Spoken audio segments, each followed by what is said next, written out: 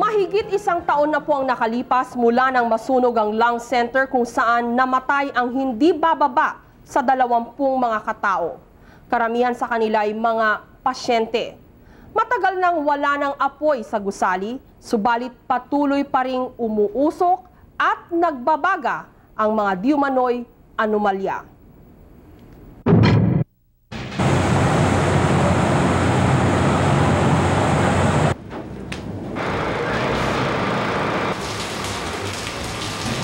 Kainitan ng tag-araw ng isang taon nang sumiklab ang apoy na lumamon sa gusali ng Lung Center of the Philippines. Mabilis na tinupok ng sunog ang mga kagamitan ng ospital, maging ang mga pasyente nito ay hindi nakaligtas. Ilang araw makalipas ang trahedya, pinasok ng brigada ang natupok na Lung Center. Sa kagustuhan naming masiyasat ang pinagmulan ng sunog, pilit naming tinungo ang hinihinalang pinagmulan ng trahedya sa kabila ng mahigpit na babala ng mga otoridad sa amin. Dito sa Intensive Care Unit ng ospital o ICU, may 12 pasyente ang namatay. Nalitsyon ng katawan ng mga biktima sa lugar na ito dahil ayon sa mga fire marshals, nagmistulang oven ang ICU nang maganap ang trahedya. Umabot sa 25 ang namatay. Tinatayang aabot sa 1.7 billion pesos ang halaga ng natupok ng apoy. Daang-daang buhay ang napariwan.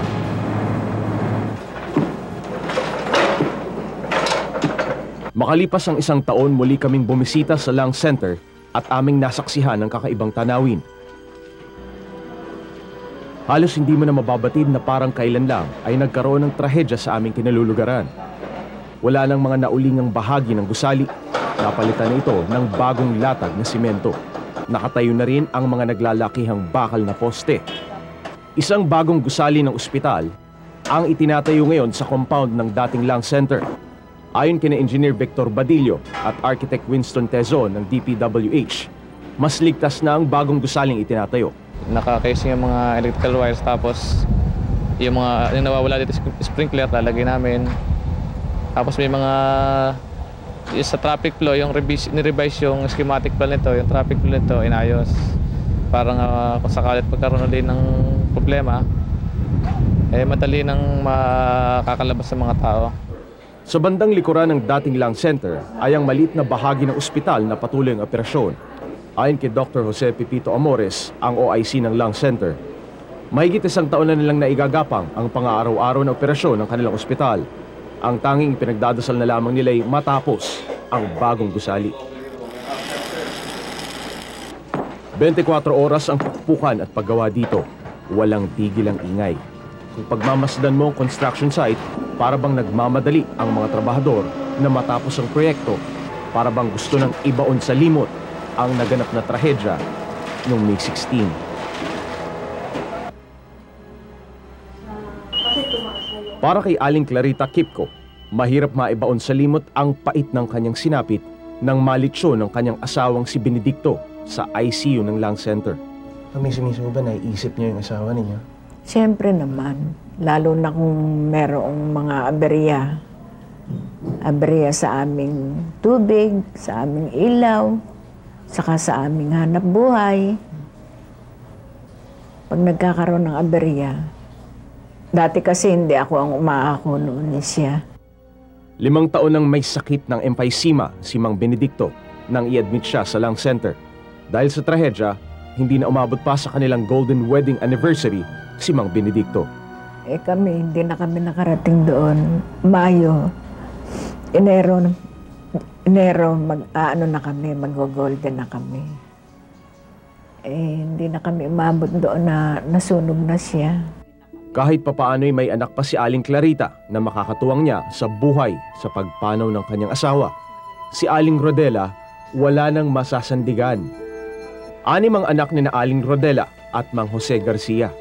Sa pagpanaw ni Mang Jose, bunsod ng trahedya, 3 pang mga estudyante ang bubuhayin niyang mag-isa. Talagang malaking hirap po dahil kung buhay yung asawa ko, hindi nagtitiis yung mga anak ko.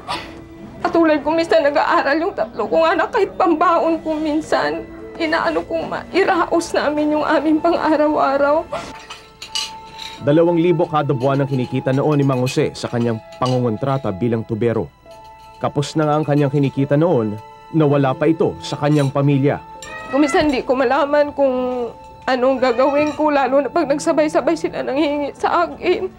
Mga kailangan sa eskwelahan, kuminsan sinisigawan ko na lang sila dahil wala nga akong maibigay. Sa ngayon, ang kinikitang pera mula sa pagtitinda ng longganisa at iba pang meat products ang bumubuhay kina Remrem at sa kanyang mga kapatid. Sayang talaga kung maihinto sa pag-aaral si Remrem dahil malaki ang potensyal ng batang ito. Anong namimiss mo sa kanya? Yung ano po, yung dati po, yung naalagaan niyo po. Sana po hindi na lang po doon po dinala si Papa sa Lung Center. Dapat po sa ibang ospital na lang po siya dinala. Maliban sa pagkawala ng kani-kanilang mga mahal sa buhay, ang lubos na nagpapahirap umano sa mga naulila ng trahedya sa Lung Center ay ang kawalan ng hustisya. Anila magpahanggang ngayon, wala pa silang nababalitaang pinarusahan man lang. Wala pang hindi nga mana kung paano to eh. Malabo talaga. Walang nagpupursige talaga na malaman kung ano talaga yung nangyari. Nang aming subaybayan ang pagkakasunog ng Lung Center noong Hunyo ng nakalipas na taon, nabatid namin na arson ng anggulong pinupunterya ng Interagency Arson Task Force o IATF. Ang anggulong arson ay pinatibay ng madiskubri ang isang bag na naglalaman ng iba't ibang klase ng electrical devices na maaaring makapagpasimula ng sunog. Subalit matapos ang 3 buwan, base sa resulta ng investigasyon ng IATF, lumalabas sa final investigation report na hindi na arson o hindi na sinadya ang sunog sa Lung Center. Aksidente na umano ang dahilan. Ang nakita nila yung air duct. And then nung i-trace nila yung pinaka most na na-damage na area dun sa stockroom. Ang Final Investigation Report o FIR ay pirmado ni SPO3 Jose Nagpakan at Superintendent Victoriano Remedio ng BFP o Bureau of Fire Protection. Bagamat wala pa sa IATF noon si Senior Inspector Trajo, naniniwala rin siya na bunsod ng aksidente ang sunog sa Lung Center. Kasi yung parang yung volume ng fire, di ba? Ganon, yung nakita nila parang ang dali daw kumalat. Kung titingnan natin yung mga materials na nandun, mga highly combustible materials din yun. Diba? Considering sa mga chemicals. Subalit ayon naman kay Attorney Rolando Olalla ng Public Interest Law Center, ang abogado ng 16 sa 25 biktima sa Lung Center tragedy, may matinding basihan upang paniwalaan na arson ang dahilan ng sunog at hindi aksidente. May nakitang nag-uusap. Yung isa daw may hawak ng electrical wire, yung isa pliers, no? Tinanong nung isa, ayos na ba? At sinabi, okay na. Tapos umalis na ito. Ayon pa kay Attorney Olalla, bukod sa mga eyewitness accounts, dapat na tingnan sa kaso ay kung mayroon nga bang motibo sa pagsunog sa gusali ng Lung Center. Ilang linggo bago naganap ang sunog sa Lung Center, mainit ang talakayan sa issue ng privatization o pagbibenta sa pribadong sektor ng 4 na ospital ng gobyerno.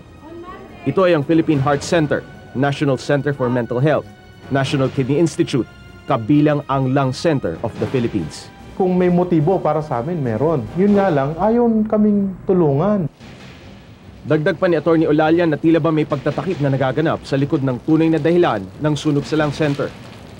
Nailathala sa karamihan ng mga pahayagan ng June 25, 1998 na arson ng dahilan ng sunog sa Lung Center. Ilang beses binanggit sa media ni Senior Superintendent Rash Roque, commander noon ng IATF, na arson ng malinaw na dahilan ng sunog. Nagpadala kaagad ng liham ang grupo ni Attorney Olalla sa tanggapan noon ni Yusek Nelson Collantes ng DILG upang makahingi ng kopya ng resulta ng investigasyon. Walang natanggap na tugon ng grupo kung kaya't napilitan silang sumulat muli kay Undersecretary Collantes noong June 29. Buwan na ng Hulyo ng tugunin ni Undersecretary Collantes ang liham, subalit tumanggi itong magbigay ng kopya ng resulta ng investigasyon. Lumiham din sina Attorney Olalla sa Quezon City Engineers Office noong August 24, 1998 upang makahingi ng kopya ng floor plan at iba pang dokumento na kailangan ng grupo. Subalit ayon kay Architect Guico, Nabasa na raw ang floor plan kasama ng ilan pang dokumento nang masunog ang Lang Center. Unang-una, kasinungalingan na nga yan. Sinabi na nilang arson, bakit ngayon nagbabago sila ng posisyon? Para sa amin, at siguro yung mga biktima rin, sasangayunan ako dito, isang kaso ng arson ito. Wala akong cover-up dito. Walang cover-up. Wala, definitely wala. Ayon naman kay Dr. Fernando Melendres, Associate Director ng Lung Center of the Philippines, kung may dapat managot sa trahedya, ang dapat unahing parusahan ay ang mga opisyal na nagkulang. Kung totoo na ito'y arson, siguro dapat may managot yan. Ang concern ko kasi, kung ito'y hindi accidental fire, may mga taong namatay. Para na rin nilang pinatay itong mga taong ito. Sa tono lang ng pagsasalita ni Dr. Melendres, tila ba may nalalaman ito tungkol sa pagkasunog ng ospital? Mahirap sigurong sabihin, mahirap magturo ng ng kung sino responsable. Pero may mga bagay-bagay kasi na hindi pa natin maipaliwanag hanggang sa ngayon. Sinubukan din naming hinga ng pahayag ang dating hospital director ng Lung Center na si Calixto Saldivar. Subalit, sekretarya lamang niya ang aming nakausap. Hindi daw siya interested. Ayaw niya talaga eh. Sa bawat araw na nagdadaan na nangangapa sa dilim ang mga nabiktima ng Lung Center fire tragedy, ito ang kanilang nararamdaman. Parang ginagago kami. Parang ayaw ibigay sa amin yung mga hinihingi namin katulad ng floor plan ng building, electrical circuit ng building. Ayaw nila magbigay ng datos eh. Hindi nga namin alam kung bakit ganun ang ibig nilang palabasin. Hindi kami iniintindi. Kami na nga yung mga namatayan. Kami na yung nagsakripisyo ng konting pera, konting hirap para mabuhay ang biktima, pero binaliwala nila. Ako po, nagmamaneho po ako ng taxi. Kada makikita ko po yung building na yun, nangingilabot po ako. Naaalala ko yung kamatayan ng tita ko at ibang biktima. Habang unti-unting umuusad ang panahon ay unti-unti namang nawawalan ng pag-asang makakuha ng hustisya ang mga nabiktima dito sa Lung Center fire tragedy. Dahil anila, ang tunay na hustisya ay ang maparusahan ng mga taong dapat na managot. Ang tangi nilang kahilingan ay masiwalat ang katotohanan sa lalong madaling panahon. Para sa Brigada 7, ako si Jay Taruk, reporting. Naway hindi na magkakaroon ng ganitong klase ng trahedya na taon-taon na lamang ay paulit-ulit na nangyayari. Amin pong panawagan sa mga kinaukulan, ibigay na po sana natin ang nararapat sa mga naulila sa sakunang ito. Magbabalik po ang Brigada 7.